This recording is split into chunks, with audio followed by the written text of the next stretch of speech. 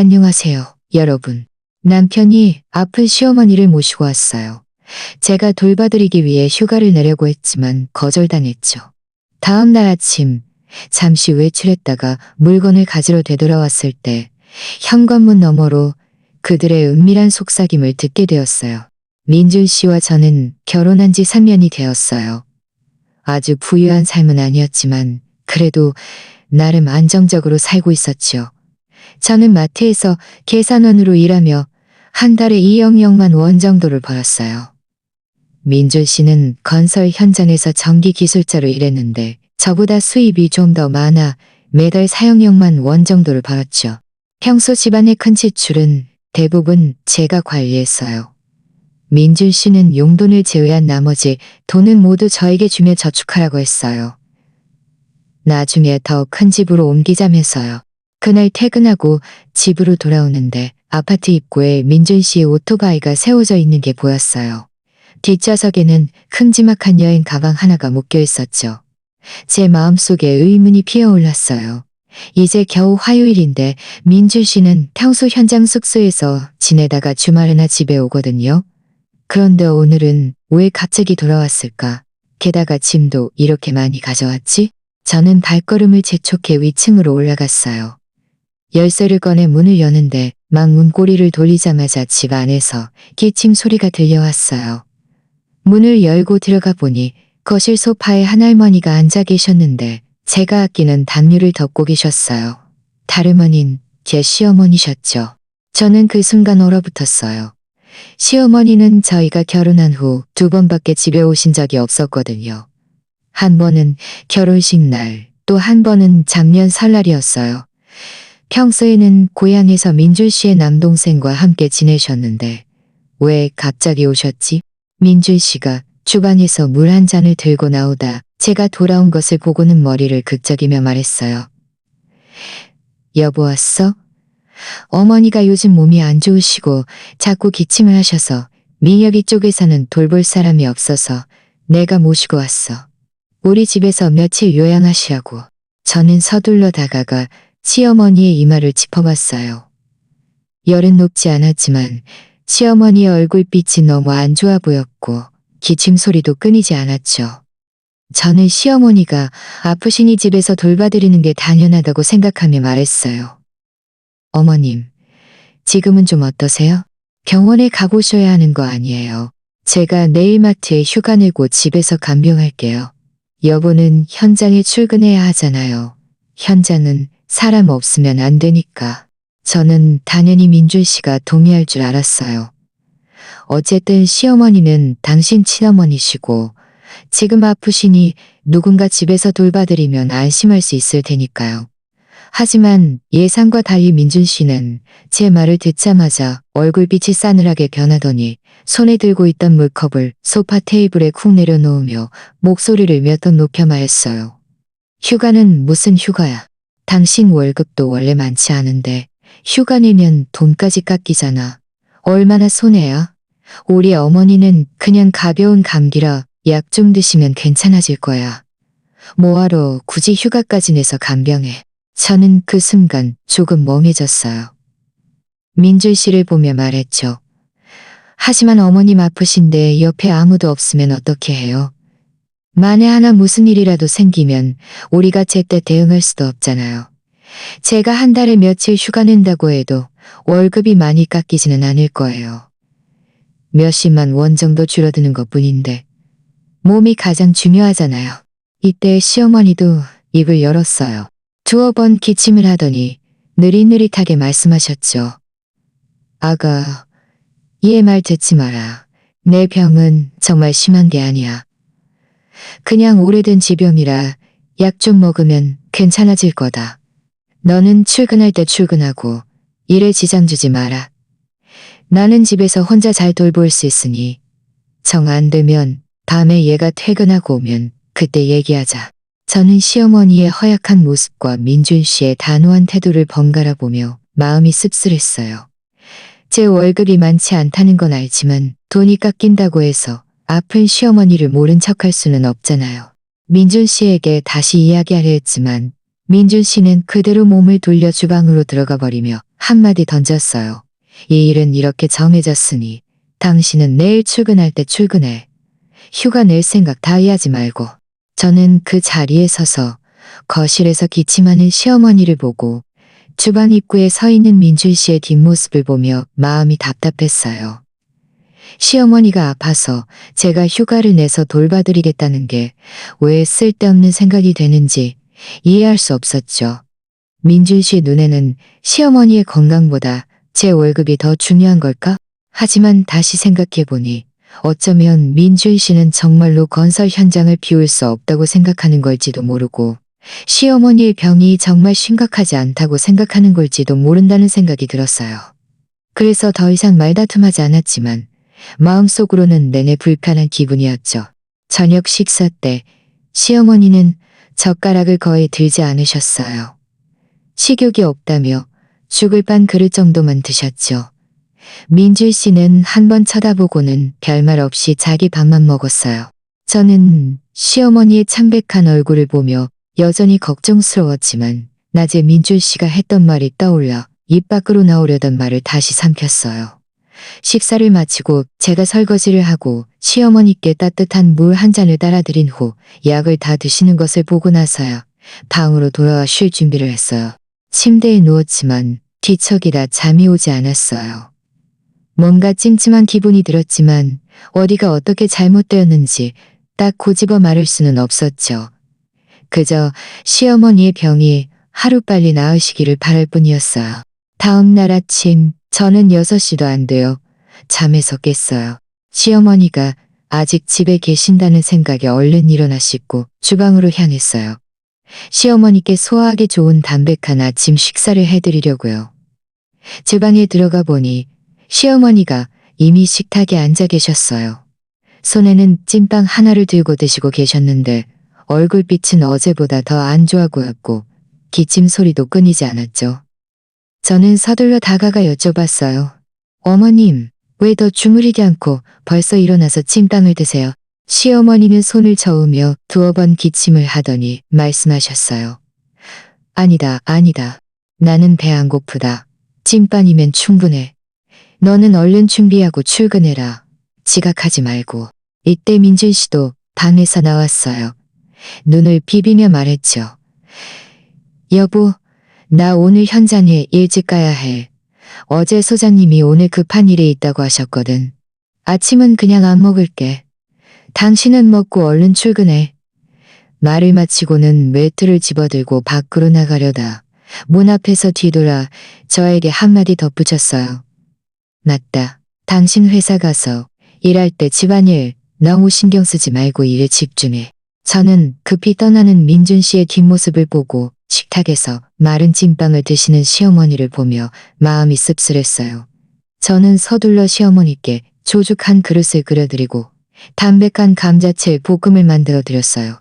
시어머니가 죽을 빤 그릇 정도 드시는 것을 보고 나서요. 제 가방을 들고 출근 준비를 했어요. 퇴근 준비를 했어요. 떠나기 전 시어머니는 고개를 끄덕이며 말씀하셨어요. 어머님, 혹시라도 불편하시면 저에게 전화 주세요. 알겠다. 어서 가거라. 출근 늦지 말고. 저는 전동 자전거를 타고 마트로 향했어요. 가는 내내 시어머니가 혼자 집에 계시다 혹시라도 무슨 일 생길까봐 마음이 불안했죠. 마트에 도착했을 때 출근 시간까지 15분 정도 남아 있었어요. 저는 서둘러 근무복으로 갈아입고 출근 카드를 찍으러 가려는데 출근 카드를 꺼내려다 문득 가방 안에 뭔가 빠진 것을 발견했어요. 제 계산대 비상금 잔부였죠. 만약 잃어버리면 제가 변상해야 할 뿐만 아니라 징계까지 받을 수 있었죠. 저는 그 순간 당황해서 가방에 있는 물건들을 전부 쏟아내고 뒤져봤지만 정말 장부가 없었어요. 생각해보니 어젯밤에 장부를 거실 소파 테이블 위에 뒀던 것 같아요. 분명 아침에 너무 서두르다가 잊어버리고 온 거죠. 이걸 어쩌지? 저는 서둘러 매니저님께 중요한 장부를 잊어버리고 와서 집에 잠시 다녀와야 한다고 휴가를 요청했어요. 매니저님은 눈살을 찌푸리며 말했어요. 오전 계산에 지장 주지 말고. 저는 연신 알겠다고 대답하며 가방을 들고 마트 문 밖으로 나섰어요. 전동 자전거에 올라타자 마음이 너무 조급했어요. 일이 지연될까봐도 걱정되었고 시어머니가 혼자 집에 계신데 아무도 돌봐주지 못할까봐도 불안했죠. 저는 전속력으로 달렸고 20분도 안 되어 아파트 단지 아래에 도착했어요. 전동 자전거를 잠그고 빠른 걸음으로 위층으로 뛰어 올라갔어요. 서둘러 장부를 가지고 나와야지 시어머니가 걱정하실라 하는 생각뿐이었죠. 집 문 앞에 다다라 열쇠를 꺼내 문을 열려는 순간 갑자기 집 안에서 시어머니와 민준 씨의 목소리가 들려왔어요. 저는 깜짝 놀랐어. 민준 씨는 오늘 현장에 일찍 가야 한다고 하지 않았나? 왜 아직 집에 있지? 게다가 그들이 대화하는 말투를 들어보니 뭔가 상의하는 것 같았어요. 목소리를 아주 낮게 깔고 있었지만 저는 희미하게나마 몇몇 이야기를 들을 수 있었죠. 원래는 그냥 문을 열고 들어가야 했지만 그들의 대화 내용을 듣자마자 제 손은 얼어붙었어요. 저는 문 앞에 서서 숨조차 제대로 쉴 수 없었죠. 그들이 대체 무슨 이야기를 하는지 듣고 싶었어요. 그제야 어제 제 마음속에 들었던 찜찜한 기분이 괜한 것이 아니었음을 깨달았어요. 저는 귀를 문에 바싹 대고 숨을 죽이며 그들이 하는 말 한마디 한마디를 놓치지 않으려 했었어요. 먼저 시어머니의 목소리가 들렸어요. 두어 번 기침을 하더니 목소리를 낮춰 말했죠. 아들아, 걔가 눈치 못 챘겠지? 오늘 아침에도 나를 돌봐주려고 휴가를 내렸다고 하던데 꽤 신경 쓰는 것 같더라. 민준 씨의 목소리가 이어서 들려왔는데 약간 짜증 섞인 듯 했어요. 어머니, 걱정 마세요. 걔는 머리가 단순해서 일하고 돈 모으는 것밖에 몰라요. 이런 걸 의심할 리가 없죠. 제가 어제 일부러 휴가 내지 말라고 한 게 걔가 집에 있으면 우리 계획에 방해가 될까봐 그랬어요. 우리 계획은 걔 때문에 틀어지면 안 되잖아요. 계획? 무슨 계획? 제 심장이 쿵 내려앉았어요. 손이 저절로 꽉 쥐어지고 심장은 점점 더 빨리 뛰었죠. 시어머니의 목소리가 들려왔어요. 무슨 계획이겠니? 바로 그 애가 결혼 전에 산 그 집 말이다. 민혁이가 곧 결혼하는데 그쪽 집에서 현금 완납된 집을 꼭 원한다고 하지 않니? 우리 집에 그만한 돈이 어디 있겠어? 나는 진작부터 그 집을 눈여겨봤단다. 위치도 좋고 면적도 작지 않으니 민혁이 신혼집으로 딱이지. 그 순간 제 머릿속이 윙윙거렸어요. 마치 누군가 몽둥이로 세게 내리친 것 같았죠. 그 집은 제 부모님이 평생 고생해서 모아주신 돈을 제가 몇 년간 일하며 모은 돈을 더해 산 집이었어요. 등기부 등본에도 제 이름이 명확히 적혀 있었죠. 결혼 전에 민준 씨에게 분명히 말해뒀어요. 이 집은 제 결혼 전 재산이고 민준 씨와는 아무 상관이 없다고요. 그때 민준 씨도 이해한다고 그 집에 욕심내지 않겠다고 했었죠. 그런데 이제 와서 시어머니와 함께 제 집을 노리고 있었다니. 민준 씨의 목소리가 다시 들려왔어요. 어머니, 급하신 건 알지만 이 집은 걔의 결혼 전 재산이라 제가 직접 달라고 하면 분명 안 줄 거예요. 안 준다고? 시어머니의 목소리가 몇 톤 높아졌다가 이내 다시 낮춰졌어요. 네가 방법을 생각할 줄 모르니? 걔랑 결혼한 지 벌써 3년인데 명의를 너한테로 바꾸게 할 수는 없니? 나중에 네가 다시 민혁이한테 넘기면 되는 거 아니야? 걔가 뭘 어쩌겠어. 정 안 되면 걔한테 우리 집이 어렵다고 불쌍한 척을 해봐. 걔는 마음이 여리니까 어쩌면 동의할지도 모르지. 민준 씨가 한숨을 쉬었어요. 제가 며칠 전에 민혁이 결혼 준비 비용 좀 보태주자고 했더니 걔가 2억령만 원을 꺼내주면서 이게 자기가 줄 수 있는 전부라고 하더라고요. 걔가 그 집을 꽤 소중하게 여기는 것 같아서 속이기가 쉽지 않을 것 같아요. 내 10만 원 가지고 뭘 하겠니? 시어머니의 목소리에는 불만이 가득했어요. 걔가 한 달에 2억령만 원 넘게 벌고 내가 매달 걔한테 주는 돈까지 합치면 걔 수준이 분명히 많이 모였을 거야. 네가 어떻게든 걔 월급 카드를 받아내야 한다. 앞으로 집안 돈은 다 네가 관리하는 거지. 그렇게 되면 걔는 돈이 없으니 더 기죽을 수밖에 없을 거야. 걔가 돈이 없어지면 그때 집 이야기를 꺼내면 동의하지 않아도 동의할 수밖에 없을 거다. 이 말을 듣는 순간 저는 온몸이 얼음장처럼 차가워졌어요. 마치 얼음 구덩이에 빠진 것 같았죠. 알고 보니 민준 씨가 매달 저에게 돈을 주는 건 다 연기였던 거예요. 그는 저와 함께 돈을 모아 더 큰 집으로 옮기려던 게 아니라 제 돈을 가로채고 제 집까지 누리려 했던 거죠. 저는 평소 아끼고 아껴서 새 옷도 사지 않고 맛있는 것도 제대로 못 먹으면서 그저 돈을 더 모아서 나중에 좀 더 나은 삶을 살고 싶었을 뿐인데, 그런데 그들이 저를 이렇게까지 속이고 있었다니. 민준 씨가 다시 말했어요. 어머니, 저도 이미 방법을 생각하고 있어요. 제가 최근에 현장 소장님께 몇 달치 월급을 가불해달라고 했어요. 어머니 병원비 때문이라고 했죠. 그때 돈을 받아서 제가 따로 모아두고 걔한테는 월급이 제대로 안 나온다고 말하면서 자기 돈으로 생활비를 쓰게 할 거예요. 걔 돈이 거의 다 떨어질 때쯤 그때 제가 다시 집 이야기를 꺼낼 생각이에요. 역시 네가 똑똑하구나. 시어머니의 목소리에는 득이양양함이 가득했어요. 맞다. 걔가 우리 계획을 절대 눈치채게 해선 안 된다. 걔가 알면 분명 이혼하자고 난리칠 거고 그러면 우리는 아무것도 얻지 못하게 될 거야. 너는 계속 걔한테 잘해주는 척하면서 걔가 네가 자기 마음속에 있다고 믿게 해. 집이랑 돈 다 손에 넣은 다음에 본색을 드러내도 늦지 않아. 알겠어요, 어머니. 민준 씨가 말했어요. 어머니는 그냥 집에서 편안하게 요양하세요. 다른 일은 제가 알아서 할게요. 민혁이가 결혼하면 우리 집도 안정될 거예요. 저는 문 밖에 서서 눈물이 멈추지 않고 흘러내렸어요. 화나고 억울한 마음이 뒤섞였죠. 저는 진심을 다해 그들에게 잘해줬어요. 시어머니가 아프다고 했을 때 제가 휴가 내서 돌봐드리려고 했고, 민준 씨가 돈이 없다고 했을 때 제 저축을 꺼내서 도와줬죠. 그런데 그들이 저에게 이렇게까지 하다니. 그들은 저를 바보처럼 가지고 놀았고 제 선량함을 자신들의 계략을 위한 도구로 이용했어요. 바로 그때 집안에서 발소리가 들려왔어요. 누군가 문 쪽으로 오는 것 같았죠. 저는 서둘러 눈물을 닦고 두 걸음 뒤로 물러서서 이제 막 문 앞에 도착한 척했어요. 문이 덜컥하고 열렸어요. 민준 씨가 문 앞에 서 있다가 저를 보고는 깜짝 놀란 듯이 말했어요. 여보, 왜 돌아왔어? 회사에 간 거 아니었어? 뭐 잊어버리고 온 거 있어? 저는 그의 위선적인 미소를 보며 속에서 역겨움이 치밀어 올랐어요. 겨우 눈물을 참으며 말했죠. 계산대 장부를 잊어버려서 가지러 왔어. 말을 마치고 저는 그를 스쳐 지나 집 안으로 들어갔어요. 시어머니는 소파에 앉아 있다가 제가 돌아온 것을 보고는 시선을 살짝 피하더니 서둘러 테이블 위에 물컵을 들어 물을 한 모금 마시며 아무 일도 없었던 척했어요.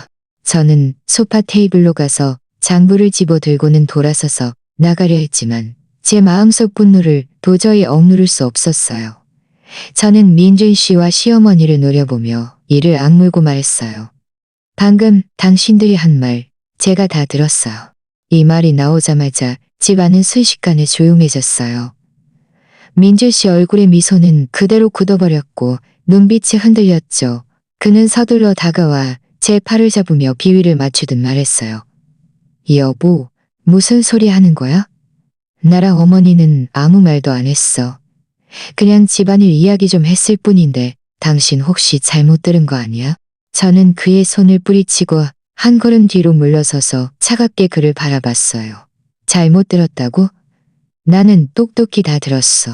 당신들이 내 결혼 전 집을 노려서 민혁이 신혼집으로 주려 했다는 것도, 내 월급 카드를 가로채서 내가 돈이 없어 기죽게 만들려 했다는 것도. 이 말들을 내가 다시 한번 반복해줘야 해? 민준 씨의 얼굴은 순식간에 새빨개졌고 더듬거리며 말했어요.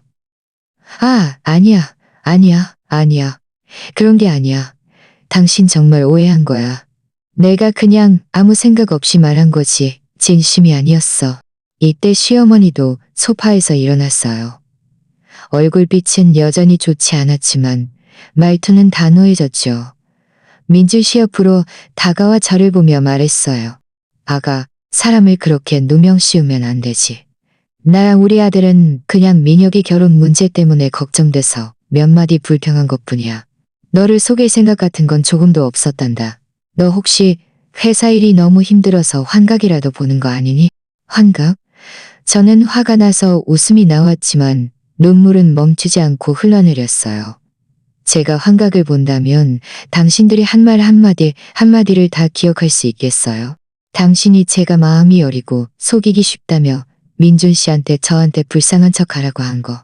민준 씨가 월급을 가불해서 모아두고 저한테는 월급이 안 나왔다고 속여서 제 돈으로 생활비를 쓰게 하려 한 거.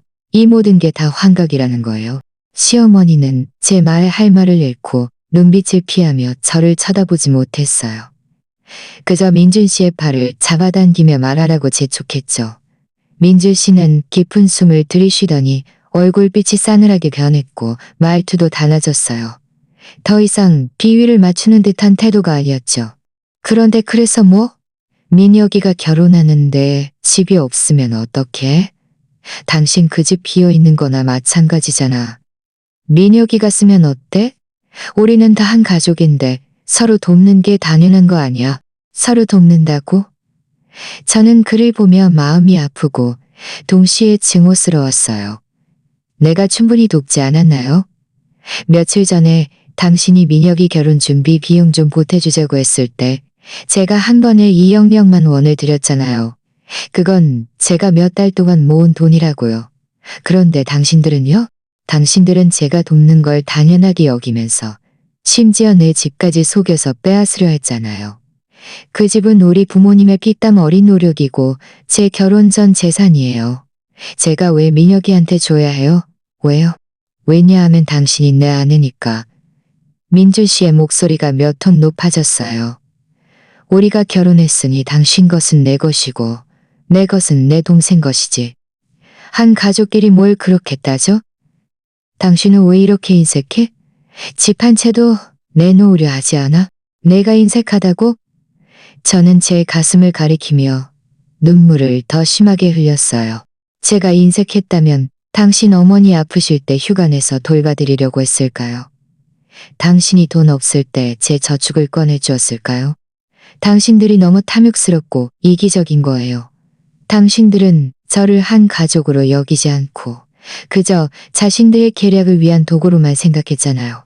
이때 시어머니가 다시 입을 열었어요. 두어 번 기침을 하더니 말투가 부드러워지며 약간 애원하듯 말했어요. 아가, 네 마음이 불편한 건 알지만 민혁이가 정말 힘들단다. 벌써 30이 넘었는데 겨우 여자친구를 사귀었는데 집이 없으면 결혼을 못하게 될 거야. 우리를 불쌍히 여겨서 집 명의를 먼저 우리 아들한테 넘겨주면 안 되겠니? 나중에 우리가 돈 생기면 너한테 새 집 사줄게. 어떠니? 안 돼요. 저는 단호하게 말했어요. 이 집은 절대 당신들에게 주지 않을 거예요. 다시는 이 집에 욕심낼 생각조차 하지 마세요. 민준 씨는 제가 단호한 것을 보고 조급해졌어요. 한 걸음 앞으로 다가와 제 손목을 잡고 힘껏 쥐며 말했어요. 당신 정말 줄 거야. 안 줄 거야. 당신이 안 주면 우리 이제 이 생활 끝이야. 그의 힘은 너무 세서 제 손목이 아팠지만 저는 조금도 두렵지 않았어요. 오히려 그의 눈을 똑바로 보며 말했죠. 끝나면 끝나지. 당신들처럼 나를 속이는 생활. 나는 진작에 끝내고 싶었어. 민준 씨는 제 말에 깜짝 놀랐어요. 아마 제가 이렇게 강하게 나올 줄은 몰랐던 것 같았죠. 그는 몇 초간 멍하니 서 있다가 갑자기 제 손을 놓으며 말투를 다시 부드럽게 바꿔 애원하듯 말했어요. 여보, 내가 잘못했어. 내가 어머니랑 같이 당신을 속이면 안 되는 거였는데. 화내지 마. 우리 다시 잘 살면 안 될까? 그 집은 더 이상 당신한테 달라고 안 할게. 결혼 준비 비용 문제도 더 이상 당신한테 부담 주지 않을게. 나랑 이혼하지 마. 응? 저는 그의 변덕스러운 태도를 보며 속으로 비웃었어요. 그가 불쌍한 척하며 제가 마음이 약해지기를 바란다는 것을 알았죠. 하지만 저는 더 이상 그를 믿지 않을 거예요. 방금 그가 했던 말들과 행동들은 이미 칼날처럼 제 마음에 박혀버려서 뽑아낼 수 없었으니까요. 바로 그때 시어머니가 갑자기 아 하는 소리를 내며 가슴을 움켜쥐고 소파에 쓰러졌어요. 입에서는 가슴이 너무 아파 숨을 못 쉬겠어 하는 신음 소리가 흘러나왔죠. 민준 씨는 순식간에 당황해서 서둘러 시어머니에게 달려가 부축했어요.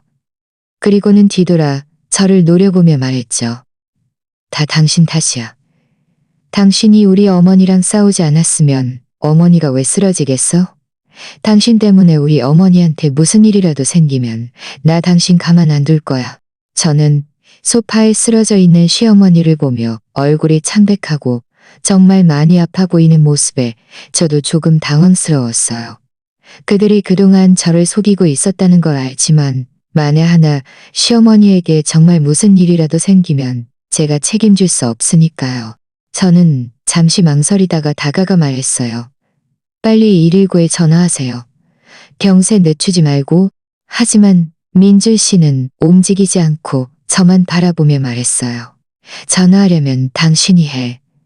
당신이 그 집을 민혁이한테 주겠다고 하지 않으면 나는 전화 안 할 거야. 우리 어머니한테 무슨 일이라도 생기면 다 당신 잘못이야. 저는 그를 보며 마음이 완전히 식어버렸어요. 알고 보니 그는 아직도 저를 속이고 있었던 거예요. 시어머니의 병을 이용해서 저를 협박하고 타협하게 만들려 했던 거죠. 저는 깊은 숨을 들이쉬고 그를 보며 말했어요. 당신이 전화 안 한다고? 좋아, 내가 할게. 하지만 내가 말해두겠는데 당신 어머니한테 정말 무슨 일 생겨도 나는 당신 요구를 들어주지 않을 거야. 이런 수단으로 나를 협박할 생각은 더 이상 하지 마. 말을 마치고 저는 휴대폰을 꺼내 119에 전화를 걸려 했어요. 바로 그때 시어머니가 갑자기 소파에서 벌떡 일어나더니 두어 번 기침을 하고는 말했어요. 전화하지 마라, 전화하지 마라. 나는 괜찮다. 그냥 방금 좀 흥분해서 그랬을 뿐이야. 이제 괜찮아졌다. 휴대폰을 들고 있던 제 손이 멈칫했어요.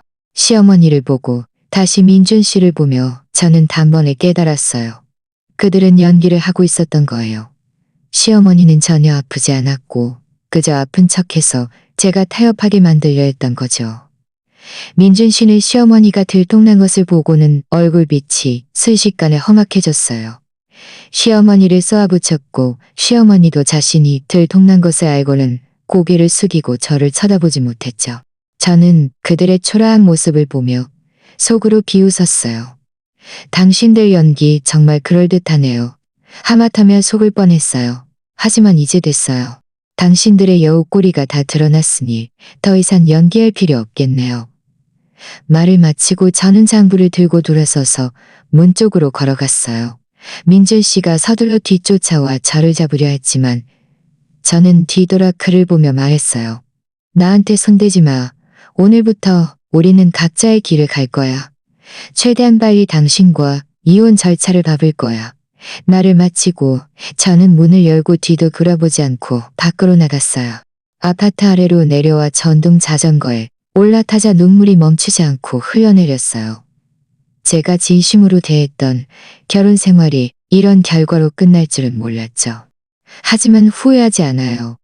왜냐하면 이렇게 이기적인 사람과 헤어지는 것이 저 자신에게 가장 좋은 해방이라는 것을 알았으니까요. 전동 자전거를 타고 마트로 향할 때 바람이 불어 눈물이 말랐어요. 제 마음속에는 오직 한 가지 생각뿐이었죠. 그들에게 이렇게 쉽게 넘어갈 수는 없어. 이혼은 할 수 있지만 내 것은 모두 되찾아야 해. 그리고 그들이 저를 속인 대가를 치르게 해야 해. 마트에 도착했을 때 매니저님은 제 얼굴빛이 안 좋고 거의 1시간이나 지각한 것을 보고는 원래 저를 꾸짖으려 했지만 제 눈이 빨개진 것을 보고는 입 밖으로 나오려던 나를 다시 삼켰어요. 그저 어서 계산대로 가요. 어서 계산대로 가요. 손님들이 많아서 곧 바빠질 거예요. 라고만 말했죠. 저는 고개를 끄덕이며 서둘러 근무복으로 갈아입고 계산대로 가서 일을 시작했어요. 손으로는 바코드를 찍고 돈을 받았지만 그들이 방금 했던 연극과 이전에 했던 말들, 만약 증거가 없으면 정말 이혼할 때 그들이 분명 발뺌할 테니까요. 그들이 저를 속인 말을 녹음하고 민주 씨가 제 돈을 빼돌린 증거도 찾아야겠다고 생각했어요. 겨우 퇴근 시간까지 버텨냈지만 저는 곧장 집으로 가지 않았어요. 대신 근처 휴대폰 가게로 가서 1억만 원을 주고 샀고 아담한 녹음기를 하나 샀어요. 점원은 이 녹음기가 배터리 지속 시간이 길고 원격으로 녹음 기능을 켤 수 있어서 증거를 수집하기에 아주 편리하다고 했죠. 녹음기를 산 후 저는 다시 은행으로 가서 제 월급 카드 거래 내역을 조회해 봤어요. 이 월급 카드는 제가 결혼 후 계속 사용하던 카드였고 매달 월급이 입금되었어요. 민준 씨도 매달 사용료만 원을 이 카드에 넣어주었죠.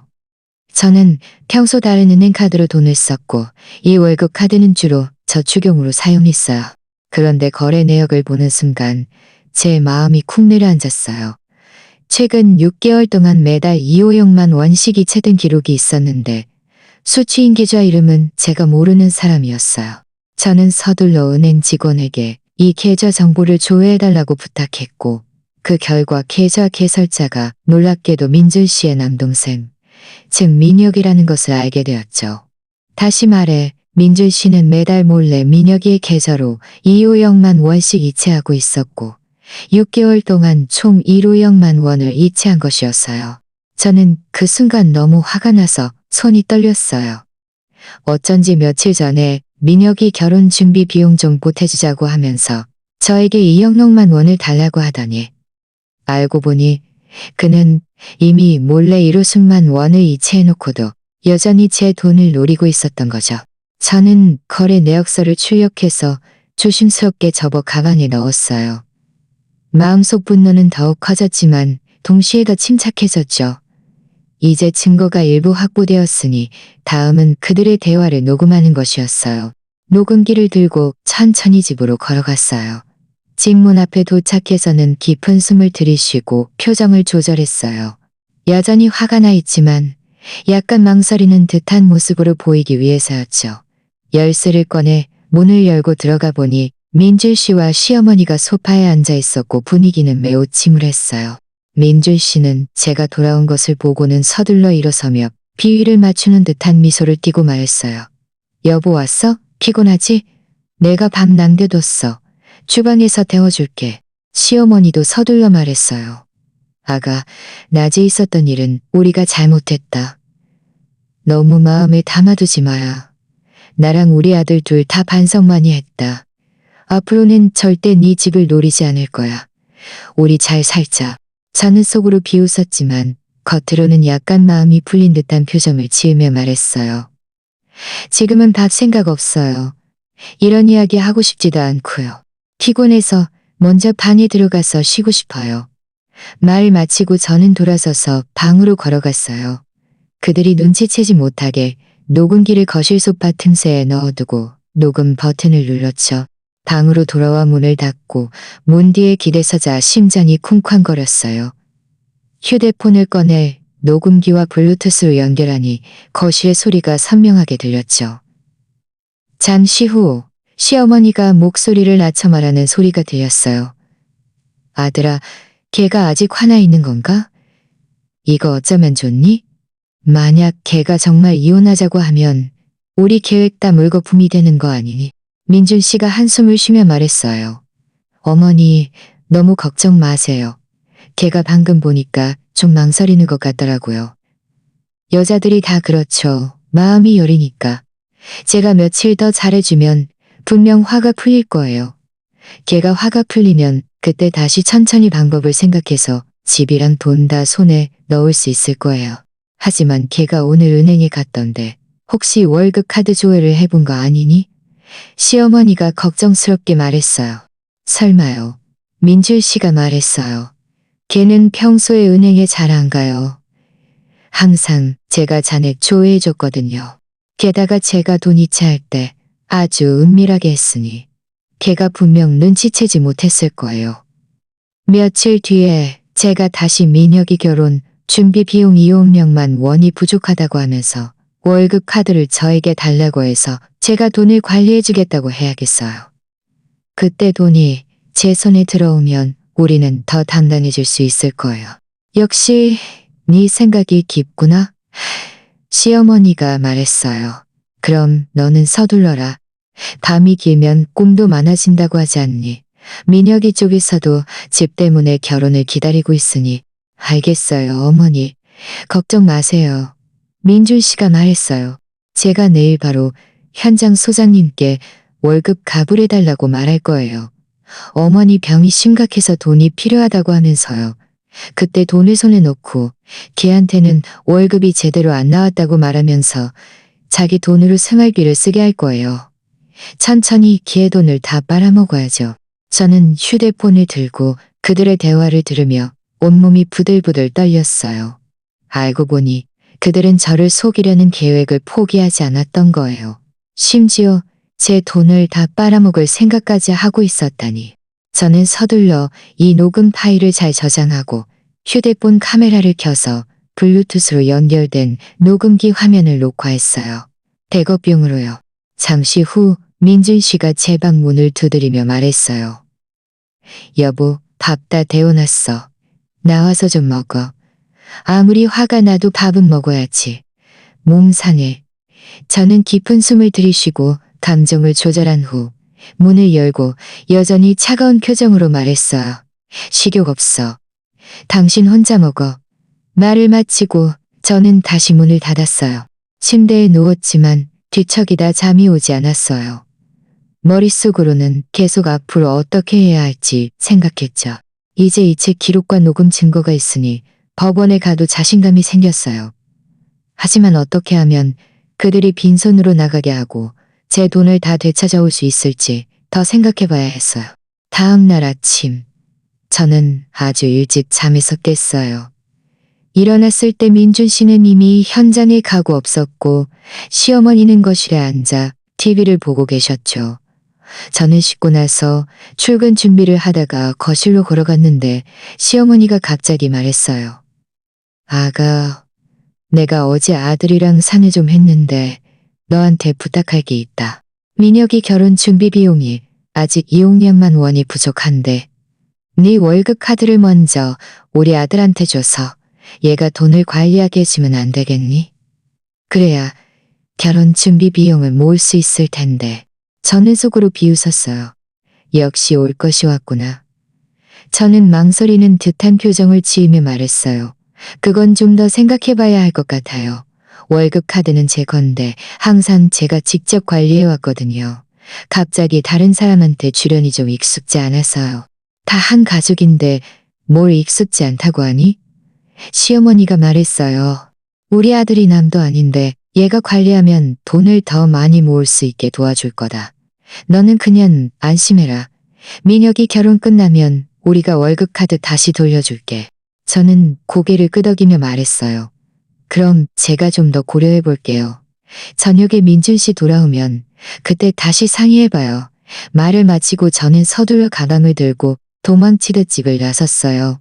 아파트 아래로 내려와 휴대폰을 꺼내 녹음기의 녹음 내용을 보며 마음속으로 굳게 결심했어요. 반드시 그들이 자신들의 탐욕에 대한 대가를 치르게 할 거야. 아파트 단지를 나서자마자 저는 곧장 마트로 가지 않고 아무도 없는 구석진 곳으로 가서 엄마에게 전화를 걸었어요. 전화가 연결되자 엄마의 목소리가 들려왔어요. 딸아, 회사에 있는데 왜 벌써 전화했어? 무슨 일 생겼니?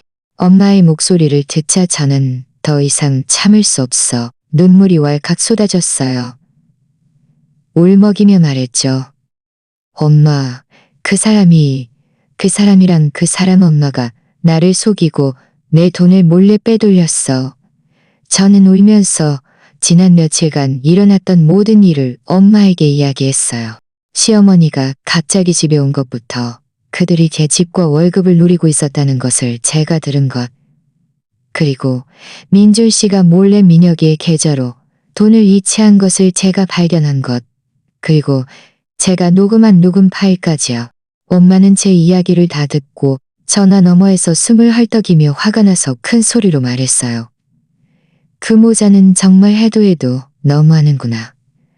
우리 딸이 진심을 다해 그들에게 잘해줬는데 그들이 감히 너를 이렇게 괴롭혀? 기다려라. 아빠랑 내가 지금 바로 갈 테니 너를 이렇게 억울하게 둘 수는 없어. 전화를 끊고 저는 눈물을 닦았어요. 마음이 훨씬 편안해졌죠. 부모님이 계시니 이제 혼자 이 모든 일을 감당하지 않아도 되니까요. 저는 감정을 추스르고 전동 자전거를 타고 마트로 향했어요. 다행히 오전에는 큰일 없이 무사히 점심시간까지 버텨냈죠. 점심 휴식 시간에 아빠에게서 전화가 왔어요. 아빠는 이미 저희 집 아파트 입구에 도착했다고 하면서 저에게 빨리 돌아오라고 하셨죠. 저는 매니저님께 휴가를 요청했고 매니저님은 제게 집안일이 있다는 것을 알고는 결말 없이 빨리 가라고 해주셨어요. 저는 전동 자전거를 타고 집으로 향했어요. 멀리서 아빠와 엄마가 아파트 입구에 서 계신 것이 보였는데 두 분 다 얼굴빛이 좋지 않으셨죠. 저는 서둘러 자전거를 세우고 달려가 엄마를 안았어요. 눈물이 다시 멈추지 않고 흘러내렸죠. 엄마는 제 등을 토닥이며 말했어요. 딸아, 두려워하지 마. 엄마 아빠가 있는데 아무도 너를 괴롭힐 수 없어. 아빠는 옆에서 얼굴이 새파래져서 말했어요. 가자. 우리 세 가족은 위층으로 올라갔어요. 집 문 앞에 도착해서 제가 열쇠를 꺼내 문을 열었죠. 문을 열고 들어가 보니 시어머니가 소파에 앉아 해바라기 씨를 까먹고 있었고 TV는 엄청 크게 틀어져 있었어요. 민준 씨도 집에 있었는데 소파에 누워 휴대폰을 만지고 있었죠. 그들은 아빠와 엄마가 온 것을 보고는 모두 깜짝 놀랐어요. 시어머니는 서둘러 해바라기 씨 껍질을 틔우고 일어서며 웃는 얼굴로 말했어요. 아이고, 사돈 어르신들, 어쩐 일이세요? 어서 앉으세요. 아빠는 시어머니를 무시하고 곧장 거실 한가운데로 걸어가 민준 씨를 보며 말했어요. 네가 감히 내 딸에게 이렇게 대하는 거냐? 걔 집을 노리고 걔 돈을 몰래 빼돌리고 심지어 네 어미와 짜고 연극까지 해서 걔를 속여? 너는 양심도 없니? 민준 씨는 아빠의 질문에 얼굴이 순식간에 빨개졌고 서둘러 일어서며 말했어요. 오해하셨어요. 아버님, 아버님이 생각하시는 그런 게 아니에요. 제가, 오해는 무슨 오해. 엄마가 그의 말을 끊고 가방에서 제가 출력한 은행거래 내역서와 휴대폰에 저장된 녹음 파일을 꺼내들었어요. 이건 은행거래 내역서다. 여기에 네가 매달 이 동생 계좌로 2,500만 원씩 이체한 게 선명하게 적혀 있어. 6개월 동안 이체했지. 그리고 이건 녹음 파일인데 여기엔 너희들이 내 딸을 속이는 말들이 전부 다 들어있어. 아직도 이게 오해라고 말할 수 있니? 민준 씨는 거래 내역서를 보고 엄마 휴대폰에서 재생되는 녹음 파일을 들으며 얼굴빛이 점점 더 창백해졌고 아무 말도 할 수 없었어요. 시어머니도 당황해서 서둘러 다가와 엄마의 팔을 잡으며 말했어요. 사돈 어르신, 화내지 마세요. 다 제 잘못이에요. 제가 어리석어서 우리 아들한테 그런 말을 하면 안 되는 거였는데 사돈 어르신은 그냥 얘한테 너무 신경 쓰지 마시고 우리 좋게 얘기해요. 좋게 얘기하자고? 아빠가 비웃듯 말했어요. 너희들이 내 딸을 속일 때는 왜 좋게 얘기할 생각조차 안 했니? 내 딸이 결혼할 때 우리는 너희 집에서 단 한 푼의 예단도 받지 않았어. 오히려 많은 것을 해줬지. 그저 내 딸이 잘 살기를 바랐을 뿐이야. 그런데 너희들은 뭐냐? 걔를 바보처럼 가지고 놀고 걔의 선량함을 이용해? 너희들은 걔한테 미안하지도 않니? 저는 엄마 옆에 서서 민준 씨와 시어머니의 초라한 모습을 보며 억눌려 있던 서러움이 한꺼번에 터져나왔어요. 울면서 말했죠. 제가 당신들한테 부족하게 잘해줬나요? 당신 어머니 아프실 때 제가 휴가 내서 돌봐드리려고 했잖아요. 당신이 민혁이 결혼 준비 비용 보태주자고 했을 때 제가 2억만 원을 드렸고요. 제가 아끼고 아껴서 그저 당신과 잘 살고 싶었을 뿐인데 당신들은 저한테 이렇게까지 하다니. 민준 씨는 고개를 숙이고 아주 작은 목소리로 말했어요. 제가 잘못했어요. 제가 당신 돈을 빼돌리면 안 되는 거였는데 당신 집을 노리면 안 되는 거였는데 한 번만 더 기회를 주세요. 제가 앞으로는 분명히 잘해줄게요. 다시는 이런 잘못 저지르지 않을게요. 기회? 엄마가 그를 보며 눈빛에 실망감이 가득했어요. 기회는 네가 원한다고 해서 가질 수 있는 게 아니야. 네가 내 딸에게 상처 줄 때는 왜 기회를 줄 생각조차 안 했니? 이제 와서 증거가 다 있는데 네가 무슨 말을 해도 소용없어. 시어머니는 아빠와 엄마에게 애원해도 소용없다는 것을 보고는 다시 제 손을 잡으며 울면서 말했어요. 아가, 엄마가 잘못했다는 걸 안다. 앞으로는 절대 네 집을 노리지 않을 거야. 그리고 얘가 네 돈을 빼돌리지도 못하게 할 거야. 딱 한 번만 용서해 주렴. 이혼하지 마. 우리는 아직 한 가족이잖아. 저는 그의 손을 뿌리치고 차갑게 말했어요. 한 가족이라고? 당신들이 나를 가족으로 여겼나요? 당신들이 나를 속이려던 그 순간부터 우리는 더 이상 한 가족이 아니었어요. 이 이혼, 저는 반드시 할 거예요. 민준 씨는 제가 단호한 태도를 보이자 조급해하며 큰 소리로 말했어요. 이혼하면 이혼이지. 하지만 당신은 빈손으로 나갈 생각을 하지 마. 이 집은 비록 당신의 결혼전 재산이지만 우리가 결혼한 지 3년 동안 집안에 모인 돈에도 내 몫이 있어. 나는 반드시 반을 나눠야겠어. 당신 몫이라고? 저는 휴대폰을 꺼내 은행 거래 내역서를 보여줬어요. 당신은 매달 집에 40여만 원을 주었지만 몰래 민혁이 계좌로 2,500만 원을 이체했잖아. 3년 동안 당신은 실제로 겨우 9,000만 원만 저축한 거야. 그리고 나는 매달 2,000만 원만 넘게 벌었고 3년 동안 거의 7천만 원을 저축했어. 내 결혼 전 저축까지 합치면 집안에 있는 대부분의 돈은 내 거야. 민준 씨는 제 말에 할 말을 잃고 얼굴이 빨개졌다 파래졌다 했어요. 아빠는 그를 보며 엄숙하게 말했어요. 내가 말해두겠는데 네 것은 우리가 한 푼도 덜어내지 않을 거야. 하지만 네 것이 아닌 것은 단 한 푼도 더 가져갈 생각하지 마.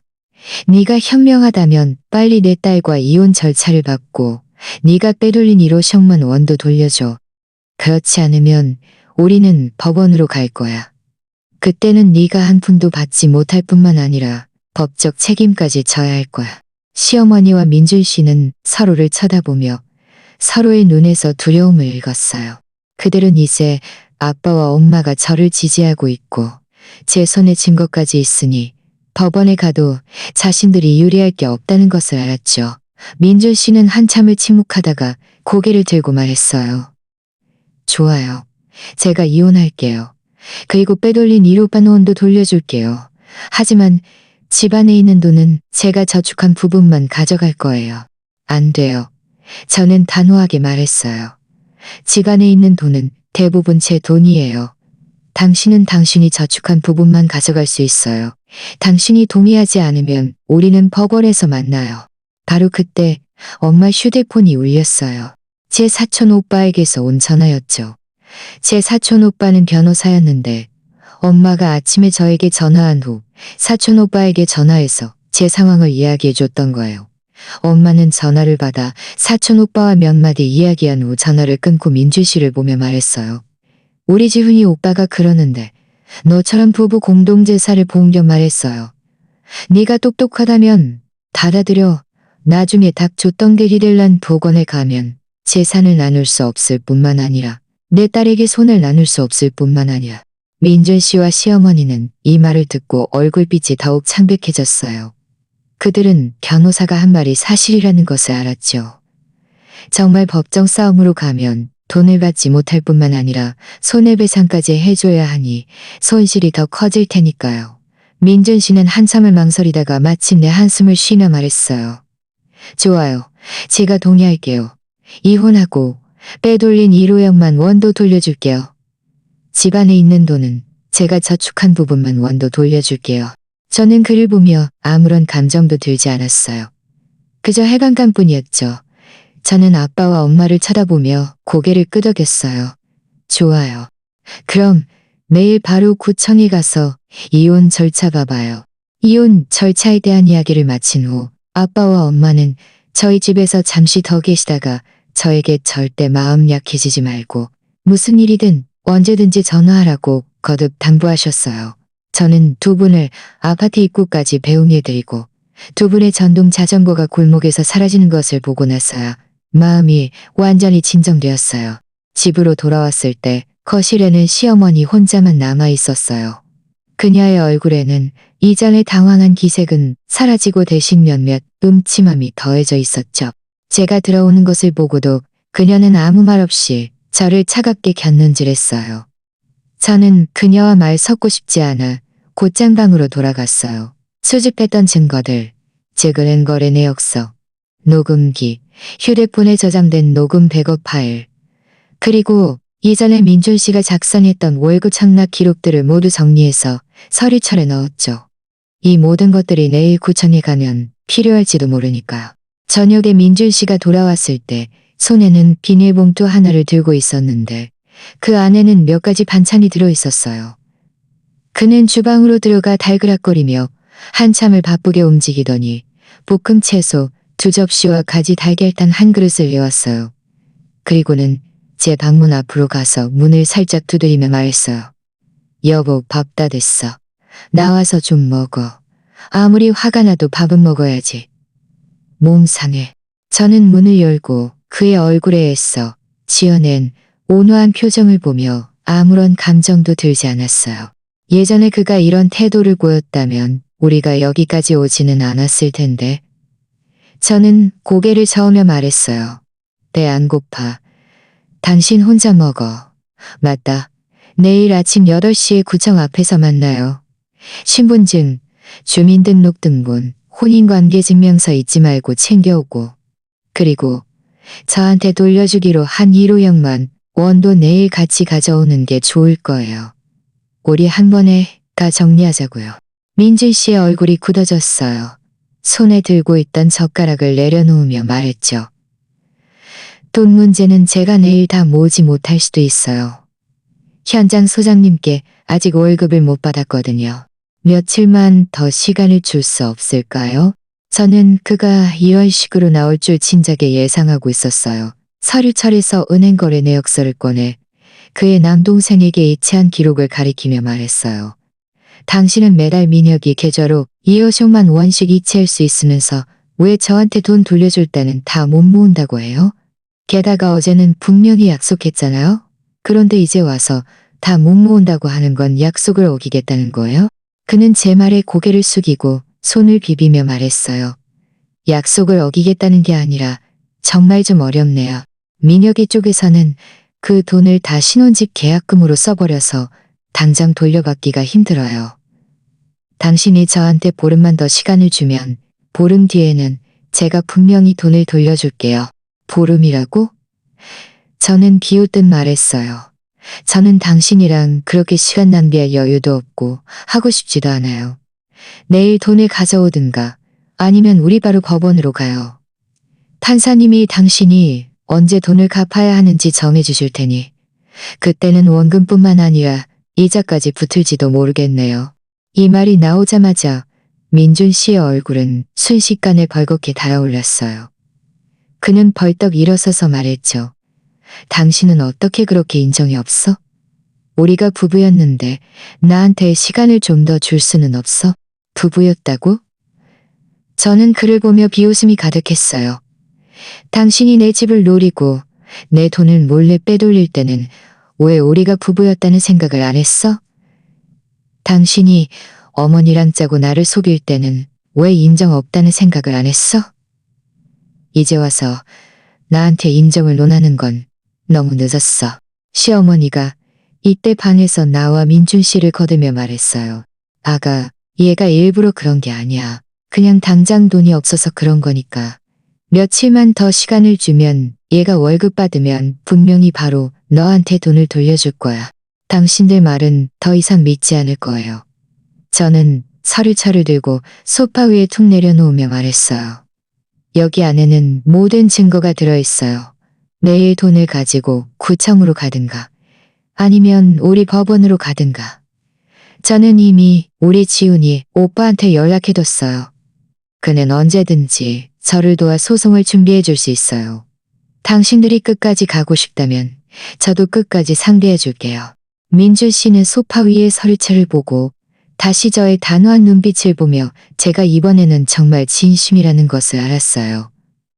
더 이상 타협의 여지가 없다는 것을요. 그는 한참을 침묵하다가 이를 악물고 말했어요. 좋아요. 제가 내일 돈을 가져올게요. 하지만 그 1호 0만 원은 제가 빌린 돈이니 당신은 제가 돈을 갚았다는 영수증을 써줘야 해요. 문제 없어요. 저는 시원하게 대답했어요. 내일 당신이 돈을 가져와서 우리가 순조롭게 이혼 절차를 마치면 영수증은 제가 바로 써줄게요. 그날 밤 저는 방에서 요가 매트를 깔고 거의 밤새 잠을 이루지 못했어요. 이 결혼 생활이 아쉬워서가 아니라 내일 절차를 마친 후 어떻게 새로운 시작을 해야 할지 생각했기 때문이었죠. 저는 이 집에서 3년을 살았고 좋은 기억이든 나쁜 기억이든 너무 많은 추억이 깃들어 있었어요. 하지만 이제 그런 추억들은 중요하지 않았어요. 중요한 것은 제가 마침내 속임수에서 벗어나 제가 원하는 삶의 속임수에서 벗어나 제가 마침내 속임수에서 벗어나 다음 날 아침 7시 저는 씻고 깨끗한 옷으로 갈아입은 후 서류철을 들고 집을 나섰어요. 아파트 입구에 도착하니 마침 민준 씨가 전동 자전거를 타고 오고 있었어요. 자전거 손잡이에는 검은색 비닐봉투가 걸려 있었는데 그 안에는 아마 그 1호 영역만 원이 들어있을 거예요. 그는 저를 보고 고개를 끄덕였지만 아무 말도 하지 않았어요. 우리는 그렇게 앞섰거니 뒤섰거니 전동 자전거를 타고 구청으로 향했죠. 구청 문 앞에 도착했을 때 겨우 7시 50분이었는데 이미 몇몇 사람들이 기다리고 있었어요. 기쁜 얼굴로 혼인관계 증명서를 받으러 온 사람들도 있었고 우리처럼 표정 없이 이혼하러 온 사람들도 있었죠. 저는 도리자에 앉았고 민준 씨는 제 옆에 서서 계속 손을 비비며 초조해 보였어요. 몇 분 뒤 그가 갑자기 입을 열었어요. 여보, 우리가 정말 여기까지 와야 하는 걸까? 우리 다시 한번 잘 얘기해 볼까? 내가 잘못했어. 앞으로는 분명히 바뀔게. 우리 다시 잘 살면 안 될까? 저는 고개를 돌려 그를 봤어요. 그의 눈에는 간청하는 빛이 어렸지만 제 마음은 조금도 흔들리지 않았죠. 저는 고개를 저으며 말했어요. 저는 이미 결정했어요. 당신이 나를 속일 때 오늘 같은 결과를 생각했어야죠. 이제 와서 이런 말을 하는 건 의미 없어요. 그가 또 무슨 말을 하려는데 구청 문이 열렸어요. 저는 일어서서 서류철을 들고 말했어요. 가요. 시간 낭비하지 말고. 우리는 사람들을 따라 구청 안으로 들어갔어요. 이혼 등록 창구에 줄을 섰는데 앞에는 세 쌍의 사람들이 있었어요. 모두 침묵하고 있었고 분위기는 사람을 힘들게 할 정도로 무거웠죠. 우리 차례가 되었을 때 직원이 서류 양식을 꺼내 우리에게 기본 정보를 작성하게 한 후 물었어요. 정말 이혼하시겠어요? 충분히 생각해 보셨나요? 민준 씨는 잠시 망설이다 저를 봤어요. 저는 망설임 없이 말했어요. 충분히 생각했습니다. 이혼하겠습니다. 직원은 우리를 한번 쳐다보고는 더 이상 묻지 않고 신분증, 주민등록등본, 혼인관계 증명서를 달라고 했어요. 저는 서류철에서 서류들을 꺼냈고 민준 씨도 머뭇거리며 자신의 신분증을 꺼냈죠. 직원이 정보를 대조하는 동안 민준 씨가 갑자기 말했어요. 제 심장이 쿵 내려앉았어요. 고개를 돌려 그를 보며 말했죠. 어제 다 준비했다고 하지 않았어요? 왜 잊어버려요? 그는 머리를 극적이며 당황한 척 말했어요. 어제 짐 정리할 때 너무 서둘러서 집에 두고 온 것 같아요. 오늘 그냥 돌아갔다가 내일 다시 오면 안 될까요? 저는 그의 속마음을 단번에 알아챘어요. 시간을 끌려고 하는 거죠. 저는 서류철에서 휴대폰을 꺼내 갤러리를 열었어요. 그 안에는 혼인관계 증명서 사진이 저장되어 있었죠. 어제 제가 혹시 그가 꼼수를 부릴까봐 일부러 찍어둔 것이었어요. 저는 휴대폰을 직원에게 건네며 말했어요. 혼인관계 증명서 사진이 여기 있어요. 이걸로 증명할 수 있을까요? 만약 안 된다면 제가 지금 바로 집에 가서 가져올게요. 왕복 20분밖에 안 걸리니 일에 지장 주지 않을 거예요. 직원은 사진을 보고 다시 민준 씨를 보더니 고개를 끄덕이며 말했어요. 사진으로도 가능합니다. 하지만 다음에는 원본을 가져오시는 게 좋습니다. 민준 씨의 얼굴빛은 순식간에 험악해졌어요. 제가 미리 이렇게 대비하고 있을 줄은 몰랐던 거죠. 이후의 절차는 순조롭게 진행되었어요. 우리는 이혼 합의서에 서명했어요. 합의서에는 그가 저에게 1호 성망원을 돌려주고 집안에 있는 저축액 중 그의 몫인 9억만 원은 그에게, 나머지는 저에게 귀속된다고 적혀 있었죠. 제 결혼 전 집은 그와 무관하며 양측은 그 외 다른 재산 분쟁이 없다는 내용이었어요. 서명을 마치자 직원이 이혼 증명서를 우리 손에 건네줬어요.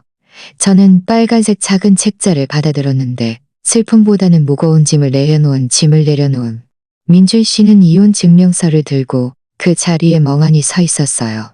저는 그를 신경 쓰지 않고 그의 손에서 150만 원이 든 비닐봉투를 받아 숫자를 세어보니 정확히 150만 원이었죠. 그리고는 그에게 영수증을 써서 건네주며 말했어요. 돈 잘 받았어요. 우리 이제 빚진 거 없어요. 앞으로 다시는 연락하지 말아요. 말을 마치고 저는 돌아서서 나갔어요. 구청 문을 나서자 햇볕이 몸에 따뜻하게 쏟아졌어요. 휴대폰을 꺼내 엄마에게 전화를 걸었는데 목소리에 웃음기가 가득했어요. 엄마, 이혼 절차 다 마쳤어요. 돈도 다 돌려받았고요. 다 괜찮아요. 전화 너머에서 엄마는 울먹이며 말했어요. 잘 됐다. 아무 일 없으니 됐다. 저녁에 집에 오면 엄마가 네가 제일 좋아하는 돼지갈비찜 해줄게. 전화를 끊고 저는 전동 자전거를 타고 집으로 향했어요. 앞으로의 날들은 혼자 지내야겠지만 저는 조금도 두렵지 않았어요.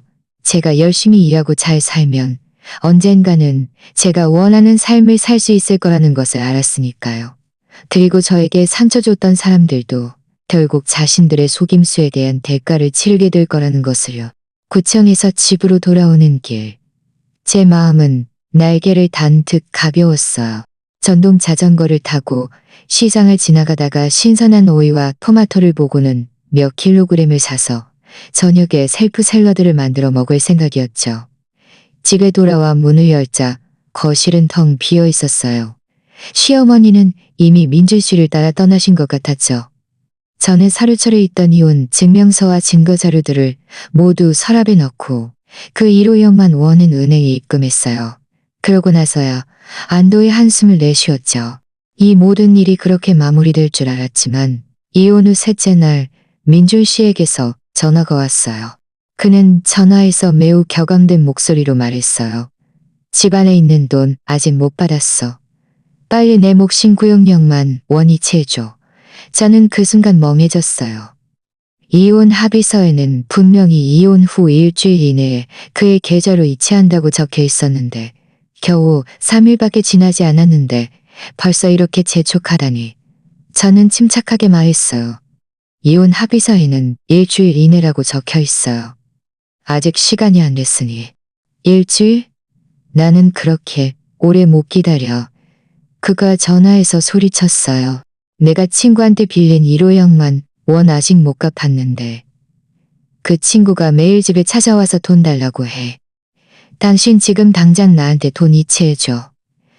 그렇지 않으면 내가 당신 마트에 가서 소동을 피워서 당신 일 못하게 할 거야. 그가 이렇게 뻔뻔하게 나올 줄은 몰랐어요.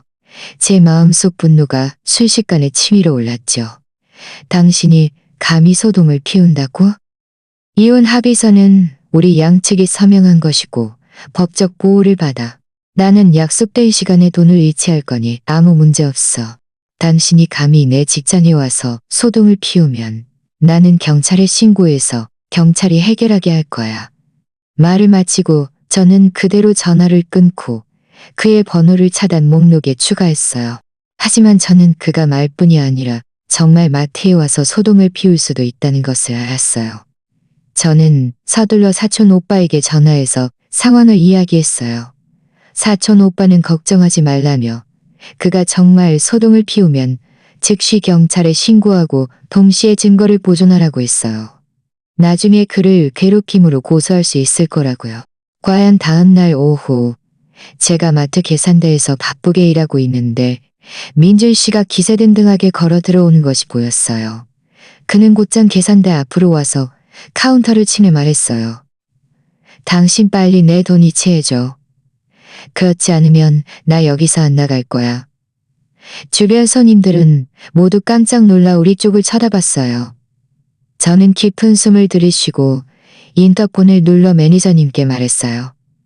매니저님, 여기 누가 소동을 피우고 있어요. 매니저님은 곧장 오셨어요. 그녀는 민준 씨를 보며 눈살을 찌푸리며 말했어요. 손님, 여기는 마트입니다.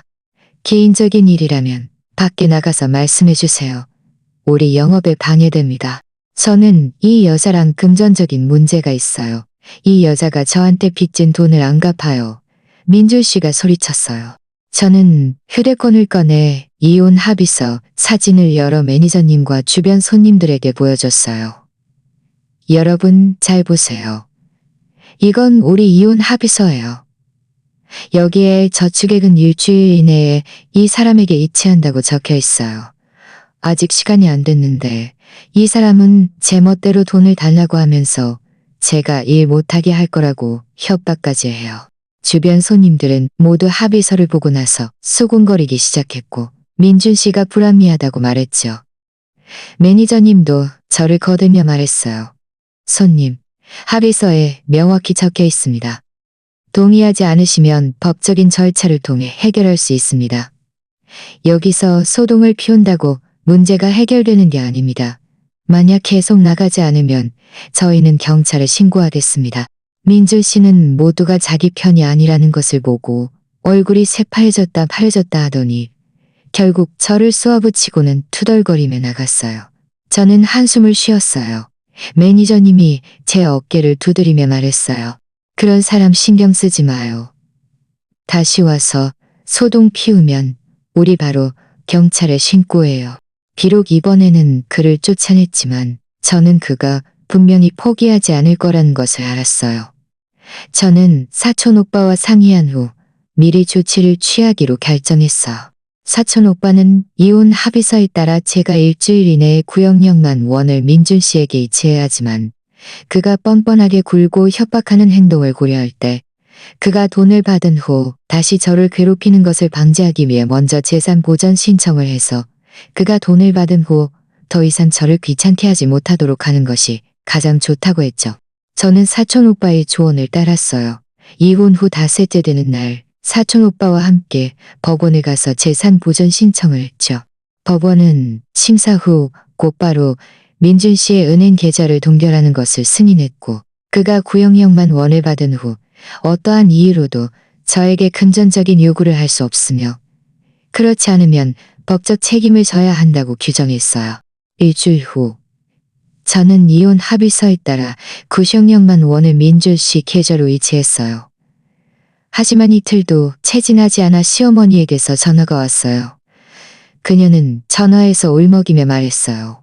우리 아들 계좌가 동결됐다. 얘가 친구한테 빌린 1억 간 원 아직 못 갚았는데 그 친구가 매일 집에 찾아와서 돈 달라고 해. 집에 채소 살 돈도 없다. 네가 좀 도와줘서 계좌 좀 풀어줘. 저는 비웃듯 말했어요. 계좌는 법원에서 동결한 거지 제가 한 게 아니에요. 당시에 그 사람이 먼저 돈을 요구했고 심지어 저를 협박까지 했잖아요. 지금 이런 결과가 생긴 건 그 사람이 자초한 일이에요. 계좌를 풀고 싶으면 법원에 가서 말하세요. 저랑은 상관없어요. 네가 어떻게 그렇게 매정할 수 있어? 시어머니가 전화해서 소리쳤어요. 우리가 그래도 부부였는데 네가 좀 도와줄 수는 없어? 부부였다고? 제 마음은 비웃음으로 가득했어요. 그가 내 집을 노리고 내 돈을 몰래 빼돌릴 때는 왜 부부라는 생각을 안 했어? 그가 마트에 와서 소동을 피우며 제가 일 못하게 하려 했을 때는 왜 부부라는 생각을 안 했어? 이제 와서 힘들어지니 나한테 정을 논하려고 하다니 너무 늦었어. 말을 마치고 저는 전화를 끊었고 다시는 그녀의 전화를 받지 않았어요. 나중에 저는 예전 이웃에게서 민준 씨의 계좌가 동결된 후 그의 삶이 매우 비참해졌다는 소식을 들었어요. 친구들이 매일 집에 찾아와 돈을 재촉하자 그는 돈을 갚을 수 없어 도망 다녀야 했죠. 시어머니는 아무도 돌봐주지 않아 몸이 점점 더 안 좋아졌고 자주 아프셨어요. 병원에 가고 싶어도 진료비를 낼 돈조차 없었죠. 한 번은 이웃이 시장에서 시어머니를 봤는데 그녀는 채소 가게 앞에서 한참을 서성이다가 결국 가장 싼 채소 한 줌만 샀다고 해요. 예전에 그녀가 저와 함께 시장에 갈 때는 항상 가장 비싼 채소를 골라 사면서 몸보신해야 한다고 했었죠. 그런데 이제는 채소 한 줌도 제대로 못 살 정도로 궁핍해졌다니. 민주 씨는 돈을 갚기 위해 막노동을 해야 했어요. 매일 가장 힘든 일을 했지만 아주 적은 돈밖에 벌지 못했죠. 예전에는 건설 현장에서 전기 기술자로 일하며 한 달에 사용력만 원이 넘게 벌었고 나름 윤택하게 살았는데 이제는 일자리조차 구하기 힘들고 어떤 날은 하루 종일 일거리를 못 구해서 굶주려야 했다고 해요. 더 비참한 것은 민준 씨의 남동생, 즉 제 전 시동생은 제 집을 얻지 못해 결혼도 못하게 되었다는 거예요. 여자친구 집에서는 그들 집이 집도 없고 빚만 잔뜩 있다는 것을 알고는 바로 파혼을 통보했죠. 전 시동생은 분해하며 민준 씨를 찾아가 돈을 요구했어요. 민준 씨가 처음에 결혼 준비 비용과 집을 마련해 주겠다고 약속했지만 이제는 아무것도 해주지 못했다고 하면서요. 형제는 이 문제로 크게 싸웠고 하마터면 주먹다짐까지 할 뻔했다고 해요. 이웃이 저에게 이 모든 것을 이야기할 때 목소리에는 깊은 한숨이 섞여 있었지만 저는 그들을 조금도 동정하지 않았어요. 이 모든 것이 그들 자신의 탐욕이 초래한 결과니까요. 만약 그들이 처음에 제 집과 돈을 노리지 않았다면 민준 씨도 이런 지경에 이르지 않았을 것이고 시어머니도 돌볼 사람 없이 병되지 않았을 것이며 전 시동생의 결혼도 파혼되지 않았을 테니까요. 이것이 바로 인과응보였죠. 그들이 마땅히 받아야 할 때가였어요. 저는 더 많은 에너지를 일과 삶에 쏟아부었어요. 마트 매니저님은 제가 성실하게 일하는 것을 보고 저를 계산대 팀장으로 승진시켜 주셨고 월급도 많이 올랐어요. 저는 퇴근 후 시간을 이용해 회계학원에 등록해서 기술을 더 배우고 나중에 더 좋은 직장을 찾을 생각이었죠. 주말에는 부모님 댁에 가서 밥도 먹고 이야기도 나누었어요. 엄마는 제가 점점 더 좋아지는 것을 보고 매우 기뻐하시며 항상 제가 좋아하는 음식들을 많이 해주셨죠. 가끔은 친구들과 함께 쇼핑도 가고 하루하루를 충실하고 즐겁게 보냈어요. 저는 지난날 좋지 않은 일들을 겪었지만 미래에는 더 많은 좋은 날들이 저를 기다리고 있다는 것을 알았어요. 그리고 저에게 상처 줬던 사람들도 자신들의 자초한 공경 속에서 자신들이 뿌린 씨앗에 쓴 열매를 천천히 맛보게 될 거라는 것을요. 민주 씨와 시어머니의 어려운 생활은 얼마 지나지 않아 그들 친척들 사이에 소문이 파다하게 퍼졌어요. 예전에는 그들 집안에 무슨 일이 생기면 친척들이 모여서 이런저런 이야기를 많이 했고 특히 시어머니는 친척들 앞에서 제가 얼마나 말을 잘 듣고 살림을 잘하는지 자랑하곤 했었죠. 나중에는 제 집을 작은 아들 신혼집으로 줄 거라고도 말했고요. 그런데 이제 일이 터지자 친척들의 태도는 180도 달라졌어요. 어느 날 제가 집에서 밥을 하고 있는데 갑자기 민준 씨 고모에게서 전화가 왔어요. 민준 씨 고모는 예전에 시어머니와 가깝게 지냈고 저희 집에 자주 와서 밥도 얻어먹고 항상 시어머니 편을 들어줬었죠.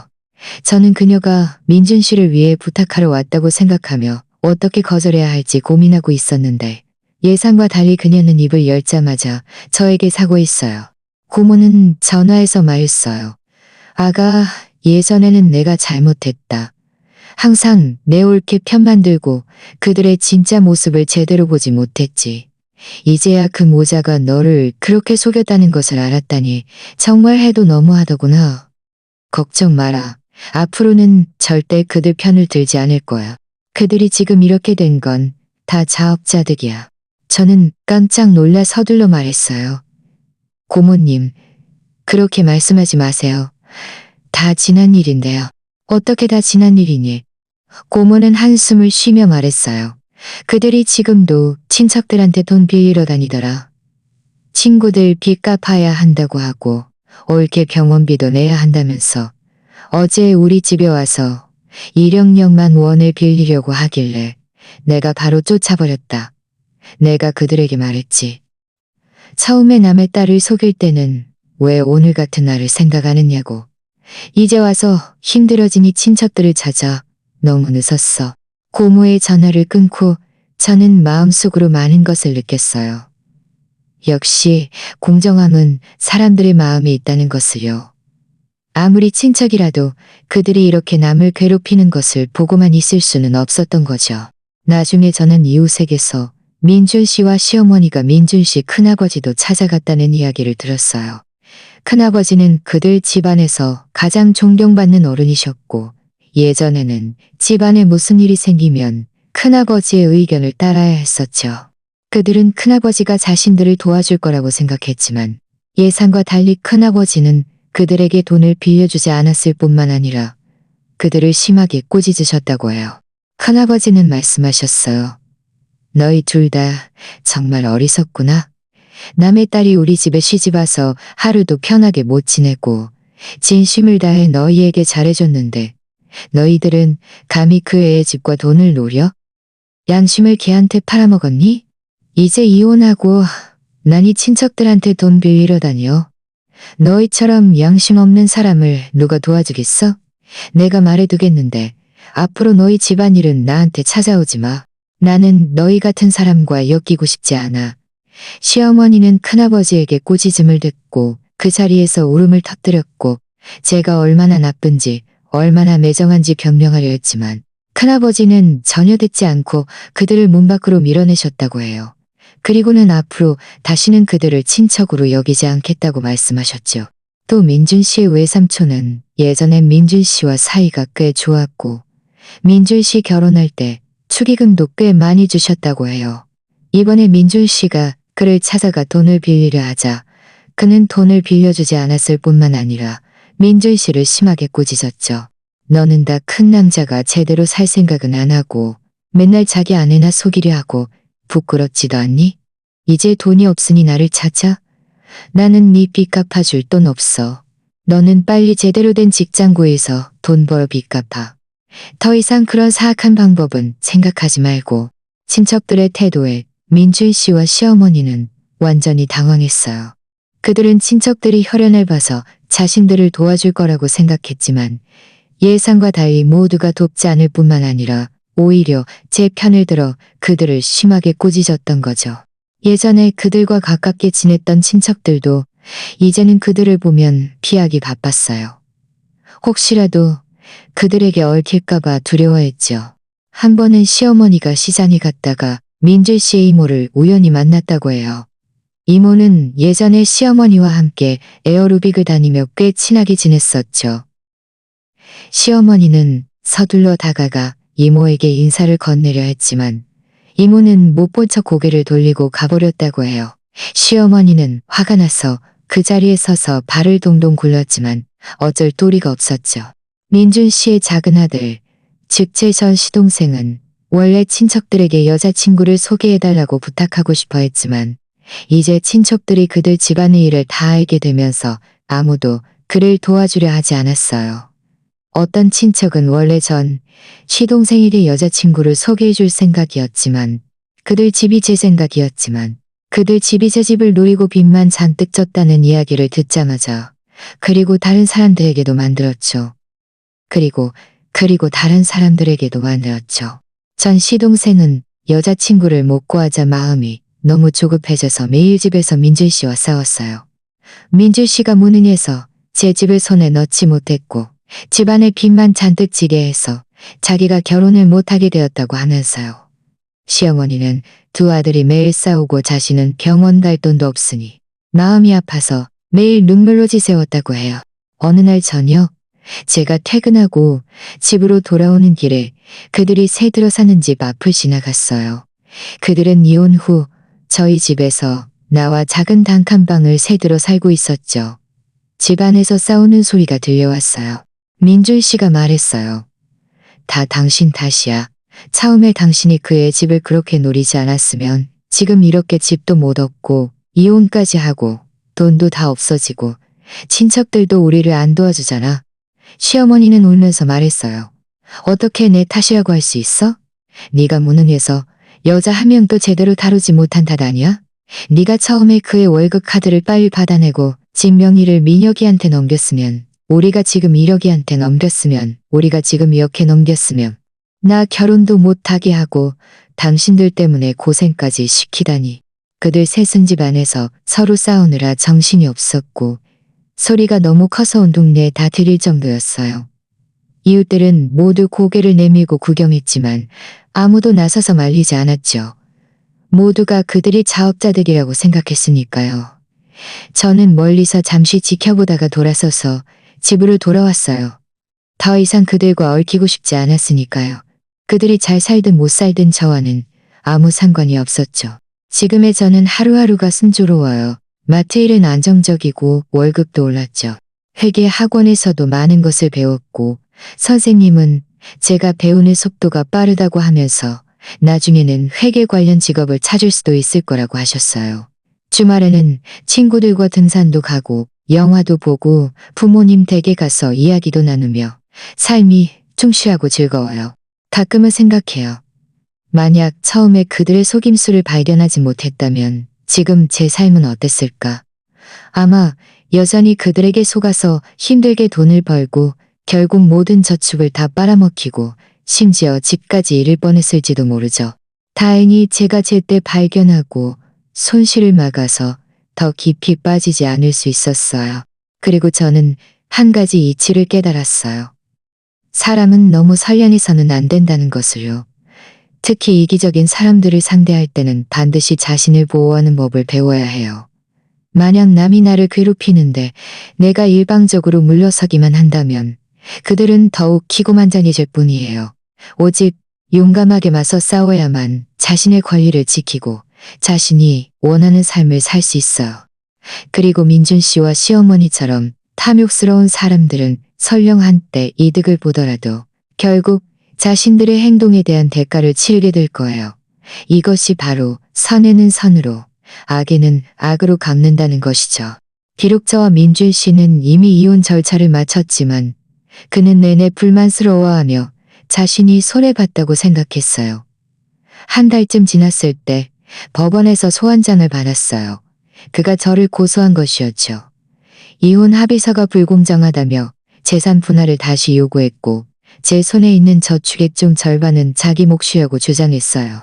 저는 소환장을 받고도 조금도 당황하지 않았어요. 이전에 사촌 오빠가 그가 이런 식으로 나올 가능성이 높으니 미리 증거를 준비해두라고 했었거든요. 저는 이전에 수집했다는 은거래 내역서, 녹음 파일, 이혼 합의서, 그리고 그가 마트에서 소동을 피웠을 때의 CCTV 녹화 영상 맡은 매니저님이 특별히 저를 위해 보존해 주셨어요. 모두 정리해서 사촌 오빠에게 넘겼어요.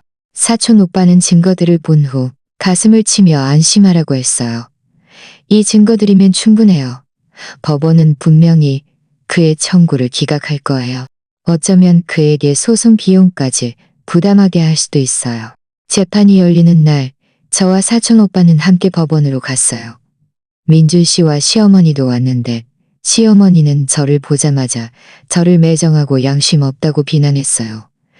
민준 씨도 옆에서 저를 거들며 제가 자신을 속였다고 말했죠.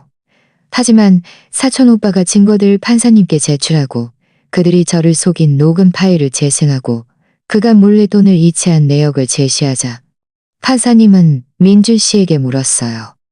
이 증거들을 인정하십니까? 당신은 분명히 혼인 기간 동안 부부 공동 재산을 몰래 빼돌렸고 어머니와 함께 원고의 결혼 전 집을 노렸습니다. 민준 씨는 고개를 숙이고 아주 작은 목소리로 말했어요. 예, 인정합니다. 판사님은 다시 물었어요. 이혼 합의서는 당신이 자발적으로 서명한 것입니까? 당시에 누가 당신을 강요했습니까? 당시에 누가 당신을 강요했습니까? 민준 씨는 잠시 망설이다가 시어머니를 봤지만 결국 고개를 끄덕였어요. 판사님은 그 자리에서 판결을 내렸어요. 민준 씨의 소송 청구를 기각하고 모든 소송 비용을 그가 부담하도록 했죠.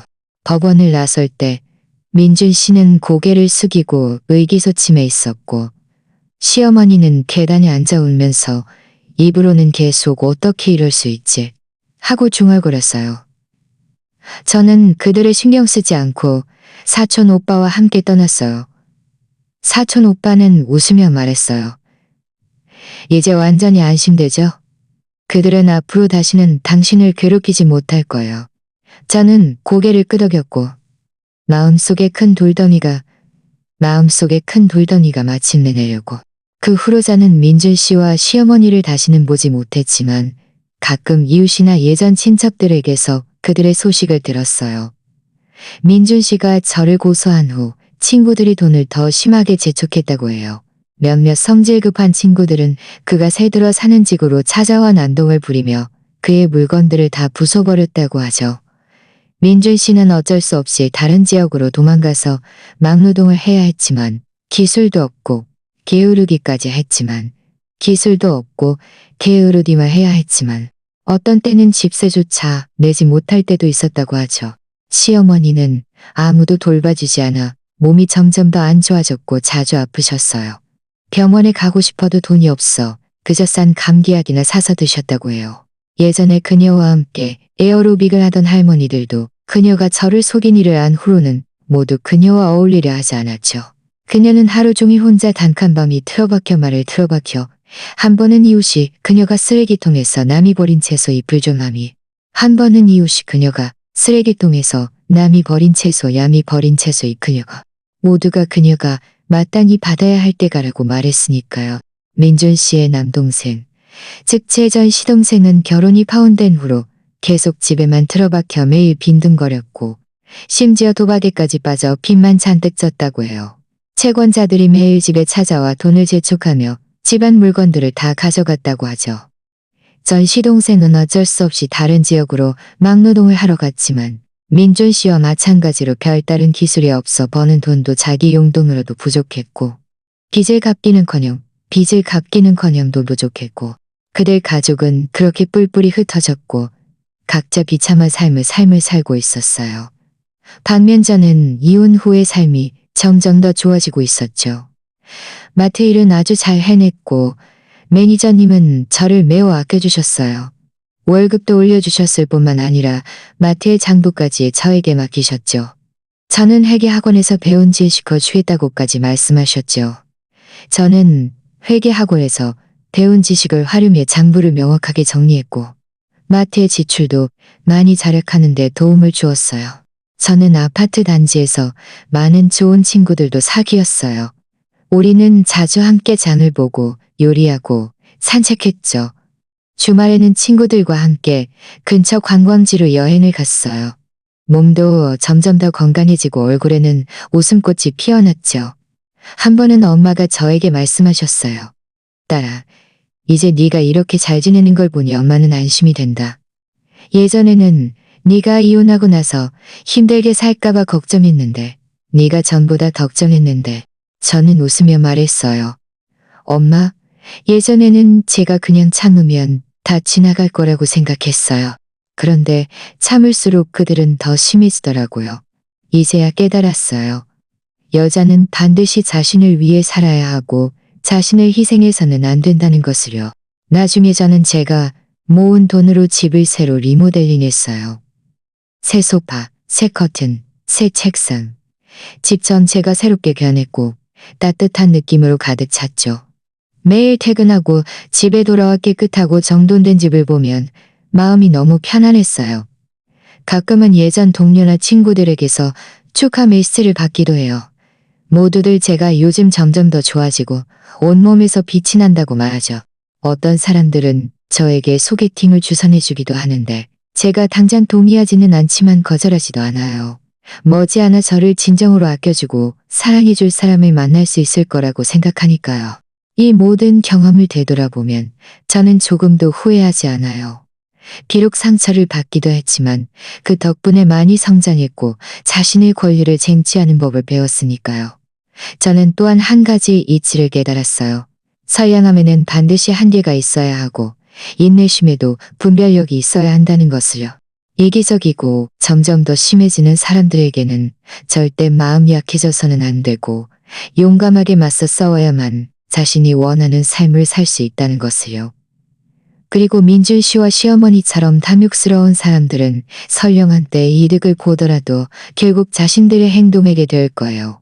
이것이 바로 선에는 선으로, 악에는 악으로 갚는다는 것이죠. 하늘에 도는 순환하니, 하늘에 도는 순환하니, 지금의 저는 매일매일을 충실하고 행복하게 보내고 있어요. 미래의 날들이 더욱 좋아질 것이라고 믿어요. 그 아름다운 일들이 멀지 않은 곳에서 저를 기다리고 있으니까요. 그리고 저에게 상처를 줬던 사람들도 자신들이 뿌리 쓴 열매 속에서 남은 생을 천천히 보내게 될 거예요. 이것이 바로 선에는 선으로, 악에는 악으로 갚는 하늘의 이치입니다.